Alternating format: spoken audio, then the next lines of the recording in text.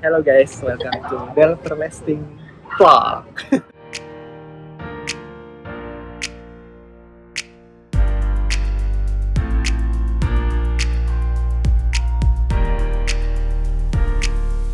Ketawanya nggak kebuka gitu ya guys. Jadi hari ini kita lagi iseng-iseng aja bikin video karena kita juga lagi di pick, lagi menikmatin weekend kita ya sayangnya. Udah lama-lama nggak ketemu, sudah sekian lama. Jadi kita mau ngobrol-ngobrol cantik dulu guys, karena kita udah makan pizza, udah minum kopi juga. Kita disponsor oleh kopi sedunia ya, bukan kopi se-Indonesia. Mungkin kalau kopi se-Indonesia mau support kita boleh juga nanti ya, langsung hubungi di bawah ini ya. Oke, jadi kita sekarang mau discuss dulu, bukan discuss sih, kita lebih ke sharing-sharing. Mau nanya-nanya dulu nih tentang habis kita udah mau nikah nih, jadi adalah beberapa pertanyaan yang mungkin kita ingin discuss, sharing-sharing ya dari kita berdua. Ya nggak sayang? Dia mulu. Dimarahin. Nggak apa-apa sih, bukan marahin, cuman kangen dengan suara-suara cantik kamu ini. Oke, ya udah kita mulai ya guys. Boleh kita mau discuss tentang finansial. Oke, financial planning ini adalah sesuatu yang menarik ya teman-teman ya, karena ini sesuatu yang juga sedikit apa ya saya sensitif ya. Tapi kalau dalam berhubungan itu seharusnya tidak sensitif lagi ya, karena saling terbuka dong. Saling terbuka ya. Terbuka seperti apa itu ya saya? Nah ini kita bahas ya. Oke, guys. Jadi kita mulai dulu ya. Ada kamu yang nanya atau aku dua nih? Set dulu kali ya.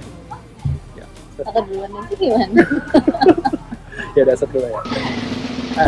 Ya udah kamu kan? duluan. Alright. Apakah kamu merasa nyaman jika membicarakan soal keuangan kepadaku? Bicarain apa nih? Keuangan. Keuangan. Secara segi Keuangan perusahaan mana nih? BCA. BCA. BCA serta sisi Anda dong. Kalau kamu? Promosi banget. Oke, jadi gimana? Apakah kamu merasa nyaman jika membicarakan soal keuangan padaku? Ya tentunya nyaman banget dong, karena kamu itu adalah pasangan hidup aku. Kalau kamu sendiri gimana? Tapi pertanyaannya ada nggak hal yang sebaliknya ya? Bagaimana hal yang tidak nyaman yang bikin kamu gak nyaman kalau dibicarain soal keuangan? Ada nggak kira-kira hal yang kamu tidak nyaman gitu? Enggak sih. Nggak ada, everything semua nyaman ya? Oh itu karena kenapa kok bisa nyaman? Kenapa kok bisa nyaman? Karena kamu calon pasanganku. Oh calon. Iya dong, calon pasangan seumur hidup. Oh gitu. Nggak salah dong. Nggak salah ya. Ini karena lagi di video ya, jadi agak malu-malu gitu ya Anda ya. Alright guys, kita lanjut lagi ya. Pertanyaan kedua. Berarti gantian ya. Bagaimana pendapatmu tentang utang dan apakah saat ini kamu memilikinya? Nggak punya. Nggak punya ya. Oh, Anda sepertinya bebas sekali ya dari perutangan ya. Finansial Anda sangat baik sekali. Alright, good. Kalau kamu? Kalau aku, bagaimana pendapatmu tentang utang? Tapi kamu belum nanya dulu pertanyaan pertama itu bagaimana nih mindset kamu tentang utang? Dan kamu tuh gimana gitu? Utang harus dibayar, ya benar sih. Selain itu. Gimana? Utang. Kameranya mohon maaf bukan di sini ya, di sini kameranya. Kalau bisa, sebisa mungkin jangan punya utang. Jangan punya utang. Kenapa? Ya biar nggak ribet aja, biar nggak pusing. Nggak pusing. Kalau punya utang kan mikirin, aduh belum bayar utang. Oh gitu ya. Jadi kamu menghindari ya. Ya, menghindari. Good. Kalau bisa bayar cash, kenapa harus kredit? Oh ya di cash keras nih. Ini semua kamu yang bayar.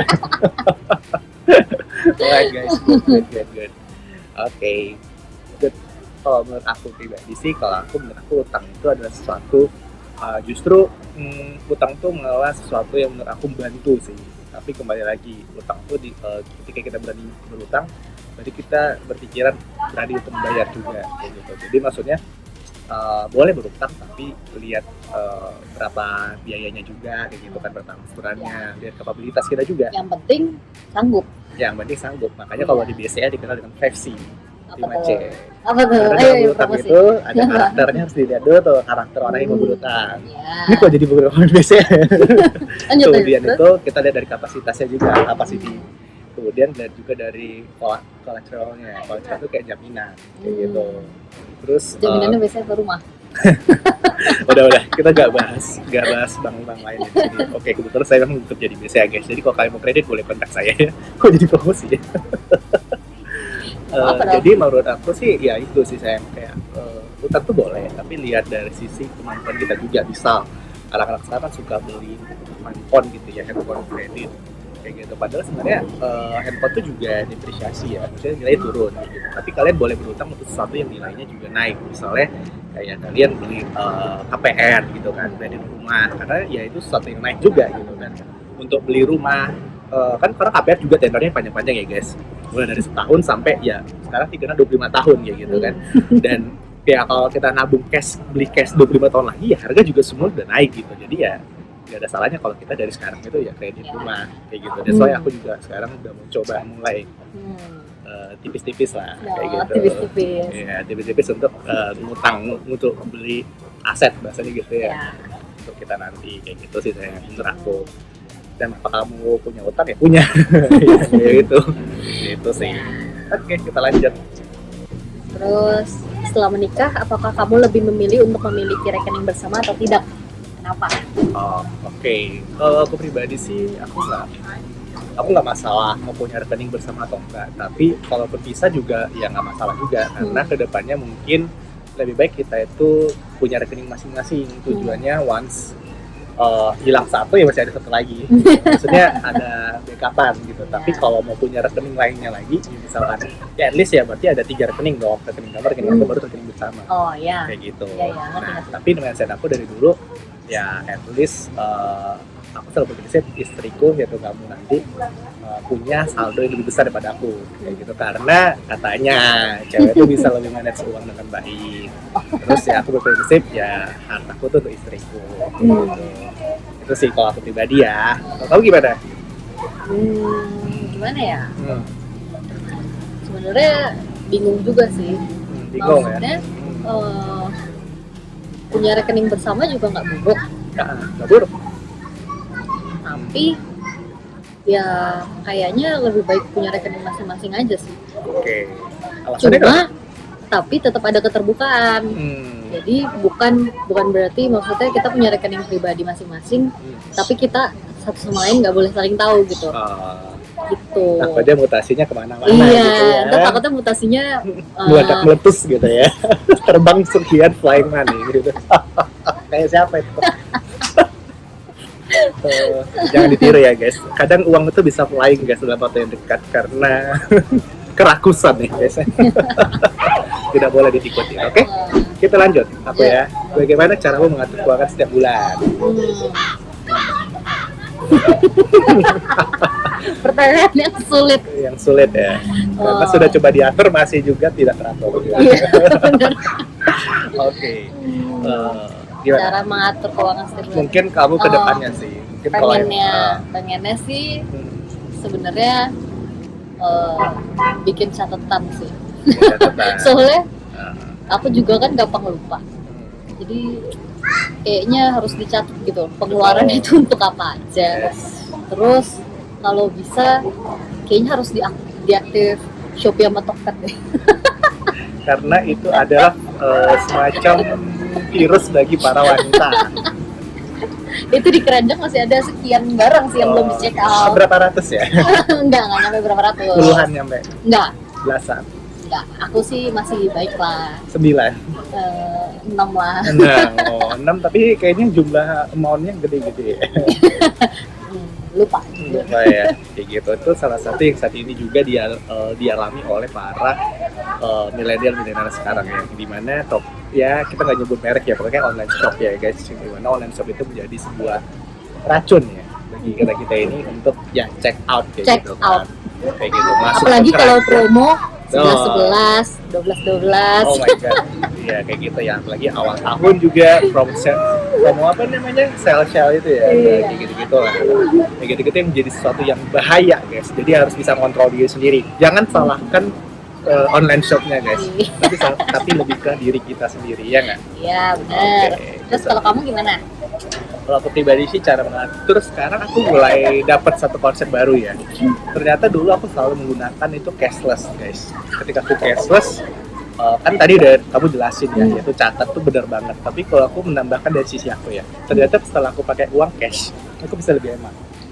Nggak tahu kenapa. Karena berasa pas narik uang itu berasa gitu Berasa kan. kayak oh my god, gue udah narik 1 juta nih gitu kan. Atau Terus gua udah gitu kita kan kalau habis narik uang, kita ngelihat saldo kita pasti ngeliat kan. saldo kita, jadi kayak wow gitu. Sedangkan kalau kita Cashless kan cashless, QR sekarang. ya kris QR, ataupun QR. GoPay gitu-gitu ya, yang by cash, terus kita kalau kita nggak catat ya udah itu hilang flying aja gitu, kita nggak Dan apa sadari. bingung, iya. Tiba-tiba pas di akhir bulan, kok tinggal segini. Dan ada secara psikolognya mungkin ya, mungkin teman-teman anak psikolog boleh komen di bawah ini ya kalau benar ya. Jadi menurut aku pribadi ya, aku udah merasakan ketika aku memang mengeluarkan uang untuk bayar suatu hal itu, ya aku ngerasa, wah aku udah ngeluarin uang ini ya, misalkan uang biru, katakan uang biru gitu, aku udah ngeluarin uang biru, itu bikin aku jadi untuk lebih aware lagi gitu untuk melakukan uang selanjutnya. Tapi kalau kita bayar scam, yang tabelnya ketik angka, ya udah kayak main game, iya benar-benar. kan SimCity atau gitu, ya udah uangnya hilang aja. Jadi nggak berasa ngeluarin uang gede gitu. Jadi kan kayak misalnya kita bayar 70.000, rasanya tuh nggak gede gitu, karena kita cuma ngetik angka. Sedangkan kan 70.000 1 juta juga biasa aja gitu ya. Iya sih. Iya nggak sih? Iya. Kamu ngerasa nggak sih? Bener kan? Kalau kita keluar secara cash kan kita kayak 1 juta tuh segepok gitu. Segepok Terus gitu. Kok banyak banget? Banyak banget ya kayak gitu. Jadi itu sebuah kayak apa ya? Lebih ke psikis kali ya. Kayak ngaruh gitu, kayak jadi takut lebih. Kita ngelihat fisiknya tuh jadi kayak wah gitu iya kan. Ya, udah banyak ya yang kita keluarin gitu. Lebih kerasa ngeluarin uang bahasa gitu ya. Apalagi yang warna merah. Apalagi merah. Gitu sih guys. Itu sangat menarik ya guys. Lanjut. Itu salah satu tips dari kita dua. Oke? Apa yang akan kamu lakukan ketika ada hal yang tidak sesuai dengan rencana keuanganmu? Kamu? Baru terjadi kan? Baru terjadi. Iya. Jadi apa yang akan kamu lakukan? Kalau aku pribadi ya, yang pasti misalkan kalau tidak sesuai dengan rencana berarti sesuatu yang berkurang dong. Iya. Kalau pertama ya puji Tuhan. Iya. Ini pasti dalam arti berkurang ya. Mungkin nggak sengaja wasting our money gitu ya. Yang pasti setelah itu harus belajar ambil pembelajaran dan kemudian ya harus hemat gitu. Misalkan gini, tadi udah set sebulan itu pengeluaran kita mungkin let's say 1 juta gitu. Let's say. Setiap orang kan beda-beda ya guys, relatif ya. Ya kalau misalkan nggak sengaja nih, namanya juga manusia ya, terus tiba-tiba keluar yang harusnya 1 juta jadi 1,5 misalnya gitu. Terus sedangkan uang kita sekian, ya mau nggak mau ya harus hemat gitu, mau nggak mau harus bilang sama diri sendiri bahwa ya aku udah salah, ya aku harus mau nanggung jawabin diriku. Sampai pun misalnya makanannya sehari 10.000, karena ngabisin uang ya udah mau nggak mau harus bayar makannya cuma 5.000 gitu. Mau nggak mau dong ya. Karena itu ada konsekuensinya gitu. 5.000 dapat apa sih? Nasi putih di warteg. Nasi kucing. Nasi putih di warteg dapat sih. Dapat nasi sama doang. Kecap doang tapi. Sama kecap ya. Kerupuk boleh lah ya. 1.000 lah ya. Kerupuk ya. Sabi lah ya. Oke. Kalau menurut kamu gimana saya? Ya iya, kayak gitu sih sama. Apa tuh? Ya karena kalau di luar rencana, ya mau nggak mau kita harus hemat, karena berarti kan uang kita nggak mencukupi dong untuk hal yang lainnya. Yang tadinya harusnya segini, ternyata berlebih gitu. Ya dan kalau bisa kedepannya jangan diulangi. Jangan diulangi ya. Ini kayaknya kamu ngomong secara pakai hati banget ke aku. Enggak. Oke, lanjut ya guys. Gitu. Siapa nih sekarang? Kamu. Apakah kamu memiliki hobi unik yang sekiranya mengeluarkan uang lebih? Tapi ini pertanyaan ke aku ya. Ada sih. Apa itu? Lego guys. Lego, oke. Lego. Barusan kemarin kita lihat Lego ya. Di mana ya? Tunggu. Di mall ya. Di salah satu mall ya. Iya kayaknya deh. Lupa di mana tapi. Iya. Lego. Kenapa Lego? Lego itu emang semahal apa? Emang itu sampai dengan bahasa uang lebih? Iyalah, karena gini. Sebenarnya kan Lego itu cuma untuk dirakit. Setelah itu jadi pajangan. Oke. Tapi biasanya kalau untuk yang kalau kita mau yang koleksi gitu ya, mau koleksi yang kayak Lego City kayak gitu, itu harganya itu bisa bisa sekian juta gitu. Jadi kesannya tuh kayak apa ya? Sebenarnya nggak perlu juga, nggak perlu gitu ya. Sebenarnya nggak punya Lego pun ya. nggak apa-apa. Tapi gimana ya? Punya Lego tapi nggak makan berat juga hidup ya.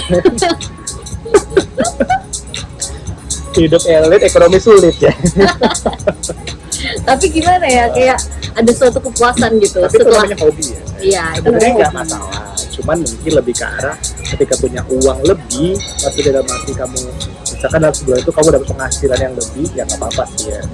Cuman tapi jangan sampai over. Ya gitu guys. Jadi hobi itu nggak masalah ya. Nggak masalah, asal kita punya uang yang cukup. Kayak cukup. Jangan mengganggu dari uang utamanya. Ya, ditegaskan ya, harus punya uang yang berlebih, uang yang cukup. Ini pakai hati banget sih. Untuk bisa melakukan hobi yang mahal itu. Oke. Jadi gimana? Hobi kamu apa? Oke, hobi aku adalah modif mobil. Oke, kalau sedikit cerita ya guys, aku juga pernah melakukan kesalahan. Yang namanya juga manusia ya, selalu penyesalannya datang belakangan guys. Kalau di awal namanya pendaftaran. Pendaftaran penyesalan, enggak dong. Jadi itu sebenarnya hobinya bagus ya, hobi mobil. Cuman mungkin belum cocok, belum match ketika itu ku jalani di saat usiaku masih terlalu muda dan juga penghasilanku yang dikatakan biasa aja. Gitu. Benar. Jadi saat itu aku punya uang lumayan, tabungan, terus aku tertarik tuh, aku baru nyampe di Jakarta, jadi aku lagi gila-gilanya ketemu orang, social life banget lah gitu, dan ketemu komunitas mobil, terus aku ikut modif tuh sampai 3 digit habis guys kayak gitu kan, untuk mobil doang. Aduh. Dan ya itu akhirnya uang tuh habis kayak gitu guys. Dan, jadi gaji per bulan hilang aja gitu kan? Sebenarnya bukan gaji per bulan, lebih ke arah tabungan hilang. Yang seharusnya ada uang entertain diri hilang gitu. Dan terus akibatnya kamu makan apa dulu? Seperti biasa, warteg. Tapi ya itu sebenarnya gini, nggak salah sih, hobi mobil itu bagus banget guys, demi Tuhan tuh bagus banget. Cuman karena itu bisa jatuhnya gini loh, kalian bisa ketemu orang-orang hebat juga dari komunitas mobil, cuman kembali lagi sesuaikan dengan isi dompet kalian guys gitu ya. Kalau modif mobil boleh, tapi jangan langsung all in. Mungkin modif yang mungkin bisa mulai dari velg dulu, atau mungkin dari hal-hal yang murah-murah dulu kali ya guys. Pokoknya sesuai dengan dompet kalian. Oke, lanjut. Kamu? Setelah menikah, siapa di antara kita berdua yang akan membayar tagihan di rumah? Berarti apa? Tagihan listrik, tagihan air gitu ya? IPL ya kalau di apartemen. Kamu? Kenapa?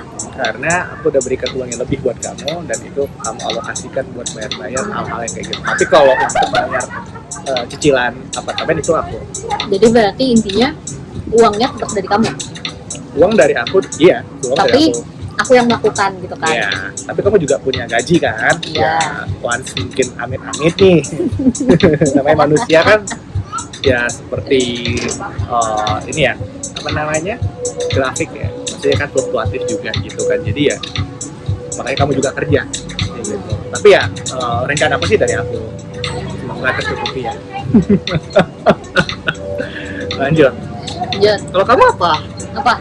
Menurut kamu gimana? Loh, ya udah cukup salah satu aja yang jawab dong. Oh gitu. Kamu setuju nggak? Setuju. Oke, kita lanjut ya guys. Yang penting uangnya dari kamu ya. Deal. Terus? Jika kita memiliki rencana finansial yang berbeda saat menikah nanti, bagaimana respon dan solusimu soal itu? Saya dibicarakan. Iya. Karena segala sesuatu itu bisa dikomunikasikan ya. Even itu sesuatu yang tidak sesuai dengan rencana awal. Itu hal yang biasa ya sayangnya. Kalau misalkan kamu set planning A from the start, terus di akhir ya beda gitu. Di awal tuh beda tuh biasa ya, manusia dinamis ya guys ya. Berubah-ubah ya. Ada aja yang berbeda. Ada yang berbeda, tapi ya itu tadi. Semua bisa didiskusikan. Semua bisa didiskusikan karena dalam hubungan yang paling penting adalah komunikasi. Kayak gitu. Kamu anak komunikasi ya? Jadi kenapa tuh? Jadi kenapa? Gimana tuh komunikasi yang baik dan benar? Ya, yang penting semuanya harus dikomunikasikan. Gitu ya. Jadi kalau ada sesuatu ya diomongin bareng-bareng. Betul. Jangan bikin persepsi sendiri. Oke. Jangan mikir yang aneh-aneh dulu sendiri. Yes. Jangan overthinking. Iya. Dan apa ya? Jangan bikin jangan bikin keputusan sendiri di dalam kepalanya. Sedangkan kan kita belum tahu sebenarnya fakta dari orang itu gimana. Benar sekali. Jadi lebih baik selalu ditanya, diomongin. Benar sekali. Ya nggak? Yang paling penting adalah komunikasi ya. Paling penting itu komunikasi. Even pun mungkin cara komunikasi kita beda ya, saya. Iya. Ada yang banyak ngomong, ada yang sedikit, tapi ya nggak masalah. At least ada isi hati kamu, isi hatiku. Ya, yang penting Sama-sama kita tersampaikan. tersampaikan. Gitu. Ketemu titik tengahnya gitu ya. Itu yang harus dibicarakan. Oke, kita mau langsung lanjut di part ini atau kita split part aja di part selanjutnya? Udah 21 menit ya. 21 menit, kayaknya terlalu lama kurang asik ya. Iya. Mungkin kita bisa akan ketemu lagi di part selanjutnya untuk membahas yang lebih detail lagi ya, tentang hal-hal lainnya. Kalian mau kita bahas tentang apa, boleh komen di bawah ini ya guys. Apaan sih? Saya sudah berusaha untuk seperti vlogger-vlogger yang hebat lainnya. Oh iya. Oke, Cukup sekian video dari kita. Aku Iman Ngadi dan kamu. Devina Agnes. Sampai ketemu di video selanjutnya. Bye-bye. Dadah.